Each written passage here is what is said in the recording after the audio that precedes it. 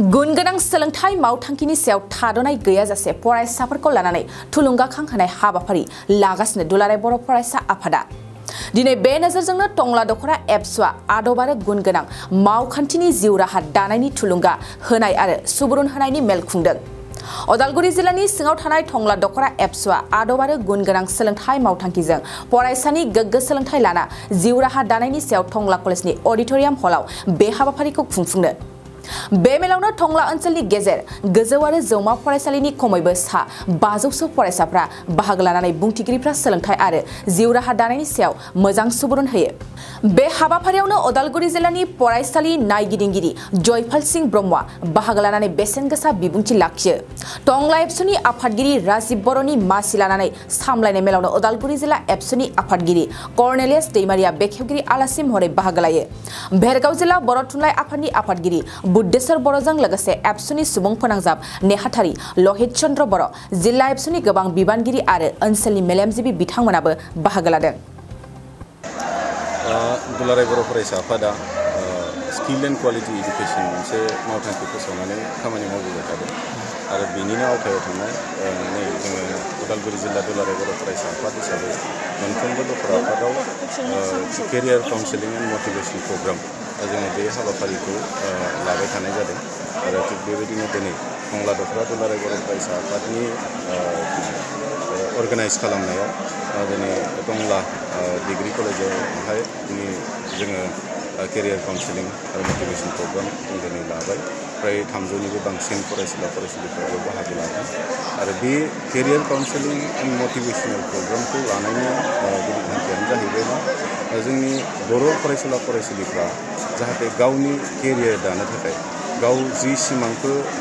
माने नुबाय, गाव जि थांखिखौ लाबाय जिउआव जानो थाखाय दा बे थांखिसिम मोनहैनो थाखाय मा कर्स लानांगौ, मा साबजेक्ट लानांगौ बेफोराव जाहाथे दा आन्दायथों बेखौनो मोनसे माने बेस खालामनानै जोङो बे केरियार काउन्सेलिं हाबाफारिखौ लादों आरो जों फोथायदों दिनै जिखिनि फरायसुला फरायसुलिफ्रा बेयावहाय दिनै बाहागो लाबाय निस्सय बिथांमोना खोब मोजाङै बुजिबाय। दिनै जोंनि उदालगुरि जिल्लानि इन्सपेक्टर अफ स्कुल मानगेदेर बिथाङा जोंनि माने गाहाय आलासि बा काउन्सिलर हिसाबै केरियार गाइड बिथाङा होफैदों आरो बिथांनि माने जिखिनि माने बिथां फरायसुला फरायसुलिफोरनो जिखिनि काउन्सिलिंखौ होबाय खोब बिराद क्लियार भाबै बिथाङा बुजायदों मा कर्स लायोबा मा जाहैनो हागोन आरो जोङो बबे साबजेक्टखौ लायोबा माने बबे कर्सखौ माने जाहैनो माने लानो हायो बेफोर गासैबो इन डिटेल्स बिथाङा बुजायना होदों आरो दिनैनि बे फरायसुला फरायसुलिफ्रा माने खुनु मोनसे आन्दायहैगोन बेखौ जोङो खोब माने क्लियारलि बुंनो हायो जे बिथांमोना आरो खुनु दिना बेबायदि आन्दायनाय नङा गावनि थांखिखौ मोनहैनायाव। दिनै नंगौ जे जोंनि फरायसुला फरायसुलिफ्रा क्लास 9-10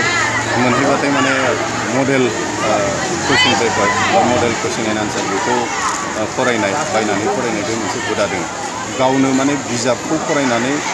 माने जिखिनि कुइसनफोर दङ बे कुइसनफोरनि एन्सारखौ नागिरना बनायना लानाय बे हुदा गैया। दा बेयो खोब जोंनि थाखाय गाज्रि जादों आरो बे हुदाजों जोङो माने अकल मानगोन सासे मेगन खानानि बायदिसो जागोन माने बेखौ जोङो सोरबाया रेडिमेड बानायखानाय कुइसन एन्सारखौ लानानै जोङो जास्ट माने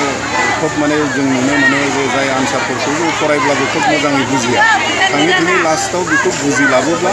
लास्टआव बेखौ बायहार्ट मुखस्थ' लानानै एग्जामाव लिरहैनो गोनां जायो। दा अब्ला बेजों जोङो एक्सुवेल नलेजखौ जों एक्वायार खालामनो हाया। जों जायखौ गुन गोनां सोलोंथाइ जोंनि फरायसाफोरखौ लाहोनायनि मोनसे थांखिजों हाबाफारि लाबाय थादों बे गुन गोनां सोलोंथाइया बे मडेल कुइसन पेपारखौ फरायबाय थायोब्ला जोंनि फरायसाफ्रा मालाबाबो बेखौ मोननो हानाय नङा। दा बेनिखायनो जोंनि फरायसुला फरायसुलिफ्रा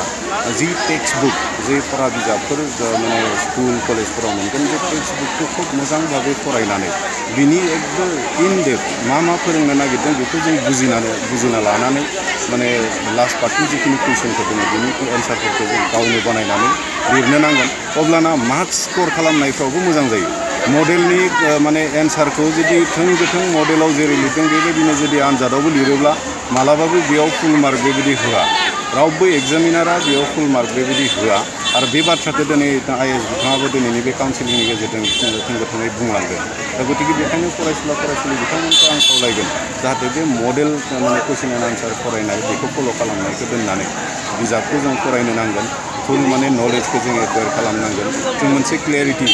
बेखौ जोङो लाबोनो नांगोन गावनियाव दा जोङो दिनै नलेज आरो क्लियारिटि होनोब्ला मोननै गुबुन गुबुन मोनसे बिथिं नलेजआ जाहैबाय जों जेखौ फरायबाय जेखौ सोलोंबाय बे जोंनि नलेज आरो क्लियारिटि होनना बुङोबा नोंनियाव खुनु मोनसे डाउट गैला जाय क्लियारिटिखौ जोङो लाबोनानै गावनियाव जुदि जों थिक खालामनानै लानो हायोब्ला नों आरो नोंनि जिउआव खुनु मोनसे माने सिचुवेसनखौ फेस खालामनो हायो बेबायदि जेबो गैया आरो गिनाय लाजिनाय जोंनि फरायसाफोरनियाव गोबां थायो जुदि जोङो मोनफ्रोमबो साबजेक्ट मोनफ्रोमबो लेसननि सायाव जुदि जोङो क्लियारिटि जुदि थायोब्ला अब्लाना बै स्टुडेन्टफोरा मास्टारफोरखौ फेस खालामनाय एग्जाम फेस खालामनो गिनाय बेफोर गैया जागोन माने दा बेनिखायनो जोङो जोंनि फरायसुला फरायसुलिफोरखौ दिनैनि बुब्लियाव जोङो खावलायगोन जाहाथे नलेज एक्वायर खालामनायजों लोगोसे जोङो बै साबजेक्टफ्रा बै माने लेसनफ्रा जोंखौ मा फोरोंनो नागिरदों बेनि क्लियारिटिखौबो जों थिक खालामनानै लानांगोन दा बेखिनिखौनो आं बुंबाय उथ्रिनाय साफ्रोमबो फरायसाफोरनिसिम माने कंग्रेचुलेसन थाबाय बिथांमोननि फैबाय थानाय जिखिनि फिउचार बियो ब्राइट मोनसे फिउचार जाथों मोजाङै मोजां फरायलांबाय थानो हाथों आरो जायफोरा उथ्रिसारनो हायाखैसै बिथांमोना जाहाथे गोसो दाबायथों फेलार इज द की टु साक्सेस होननाय बुंनाय दङ फेलारा माने साक्सेस जानायनि मोनसे साबि आरो जोङो बहाबा सौफैयोब्लासो जों मिथियो जे बेयाव अन्थाइ दङ नेक्स्ट आरो होमब्लाना बे अन्थाइखौ बोखारनानै जों आवगायलांनो हायो दा अब्ला दिनै जुदि सोरबाया फेल जाबायबा बेखौनो माने बेयावनो फुल स्टप होनानै जाहाथे दाथाथों बेखौ मोनसे नोंथाङा आरो गोसोआव मोनसे बोलो फोराफिननानै जाहाथे खनसे नङा खननै नङा खनसे जों ट्राइ खालामनो हायो आरो बेखौ खालामनो नांगौ आरो पृथिबियाव गोबां बेबायदि गेदेर मानसिफोर दङ जायफोर माने बे माने फेलारखौ मोनसे साक्सेसनि मोनसे साबि हिसाबै बाहायनानै माने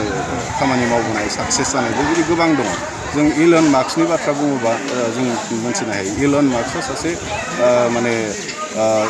माने स्पेस क्राफ्टनि सासे दिहुनगिरि बिथाङा माने कमार्शियल मोनसे स्पेस क्राफ्ट बानायदों आरो बेखौ बानायनो थांनायाव बिथाङा खनसे नङा खननै नङा गोबांबार फेलार जादों दा बिनि उनाव बिथाङा दिनै साक्सेस माने पृथिबिनि माने 15 जन माने साक्सेसफुल बिलियनारनि गेजेराव बिथाङा दिनै सासे दा अब्ला बिथाङाबो गोबां बेबायदि फेल खालामदों बिनि उनाव बिथाङा खिन्थु बे फेल जानायखौ बिथाङा माने बेखौ आं माने मा होनगोन बेजोंनो बिथाङा खथा जानानै जिरायनानै थायाखै फेलारखौ बिथाङा माने साक्सेस जानायनि मोनसे साबि हिसाबै बाहायना आवगायलांदों दा दिनै बेबायदिनो साक्सेस जादों आरो बेबायदि गोबां माने साक्सेस स्ट'रिफोर दङ दा बेखायनो बेफोर स्ट'रिफोरखौबो नायनांगौ गुबुना माबायदि आवगायलांदों बेफोरखौबो जोंनि फरायसाफ्रा दिनै नायनांगोन फल' खालामनांगोन बयबो इउटिउब बाहायो फेसबुक बाहायो इउटिउब फेसबुकफोरखौ मोनसे मोजां खामानिफोरावबो जों बाहायनानै किसुमान इन्सपिरेसनेल माने स्पिचफोर बेफोरखौ जों नायनांगोन जायनि गेजेरजों जों गावखौनो दानायाव जों उत्साह माखासे माने बाथ्राफोरखौ जों सोलोंना लानो हायो थाखो 8, 9 आरो 10 नि फरायसाफोरनि थाखाय मोनसे गोनां फोसावथाय इम्पल्स आसामआ नोंथांनि थाखाय होदों अनलाइन टिउसन एप्सनि सुबिदा बर' आरो एसामिस मोन्नैबो बिजोंनि 8, 9 आरो 10 थाखोनि बिगियान सानखान्थि आरो इंराजि आयदायाव अनलाइन टिउसननि सुबिदाखौ होगोन मोनफ्रोमबो आयदायाव दान मोनसेनि फिसआ 250 रांल' जागोन 12 दाननि थाखाय फरायसानि अनलाइन टिउसना सोलिगोन इम्पल्स आसाम अनलाइन टिउसन एपआव live class online test online assignment आरो डाउट क्लियरिं सेसननि सुबिदा मोननो हागोन इम्पल्स आसाम अनलाइन टिउसन एपआव रोंगौथि गोनां एक्सपिरियेन्स फोरोंगिरिफ्रासो फोरोंगोन गोसो गुदुं फरायसाफ्रा गावगावनि मबाइलाव गुगल प्ले स्ट'रनिफ्राय इम्पल्स आसाम एपखौ डाउनल'ड खालामनो हागोन लोगोसेयैनो 8099334099 जानबुं अनजिमायाव थोंजोङै जगाजग खालामनो हागोन